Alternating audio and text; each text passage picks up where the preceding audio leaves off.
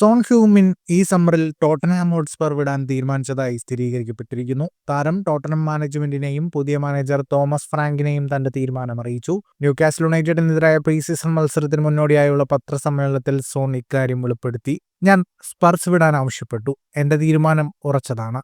ഞാനിവിടെ എന്റെ പരമാവധി നൽകി. ഇപ്പോൾ എനിക്ക് പുതിയ വെല്ലുവിളി ആവശ്യമാണ്. ഇതെന്റെ ജീവിതത്തിലെ ഏറ്റവും ബുദ്ധിമുട്ടേറിയ തീരുമാനമാണ്. ഞാനൊരു കുട്ടിയായാണ് നോർത്ത് ലണ്ടനിൽ എത്തിയത്. ഇപ്പോൾ ഒരു യുവാവായാണ് താൻ വിടവാങ്ങുന്നത്, സോൺ പറഞ്ഞു. ലോസ് ഏഞ്ചലസ് FC ഉൾപ്പെടെയുള്ള MLS ക്ലബ്ബുകളുമായി താരത്തിന്റെ ചർച്ചകൾ പുരോഗമിക്കുകയാണ്. 2025 മെയ്യിൽ സൗദി പ്രോ ലീഗ് ക്ലബ്ബുകളിൽ നിന്ന് ഓഫറുകൾ ലഭിച്ചിരുന്നെങ്കിലും MLS ആണ് നിലവിൽ മുൻഗണന. 33കാരനായ ദക്ഷിണ കൊറിയൻ ഫോർവേഡ് 2015 ടോട്ടൻഹാമിലെത്തിയത്. 408 മത്സരങ്ങളിൽ ടോട്ടനത്തിനായി ബൂട്ട് കെട്ടിയ സോൺ 162 ഗോളുകൾ നേടി ക്ലബിന്റെ എക്കാലത്തെയും ടോപ്പ് സ്കോറർമാരിൽ ഒരാളായി മാറി. ഓഗസ്റ്റ് 3 സോളിൽ ന്യൂകാസിൽ യുണൈറ്റഡിനെതിരായ മത്സരം അദ്ദേഹത്തിന്റെ ടോട്ടൻഹാമിന്റെ അവസാന മത്സരമായേക്കാം. ഫുട്ബോൾ ലോകത്തെ കൂടുതൽ വാർത്തകൾക്കും വിശേഷങ്ങൾക്കുമായി സ്പോർട്സ് കഫേ സബ്സ്ക്രൈബ് ചെയ്യുക.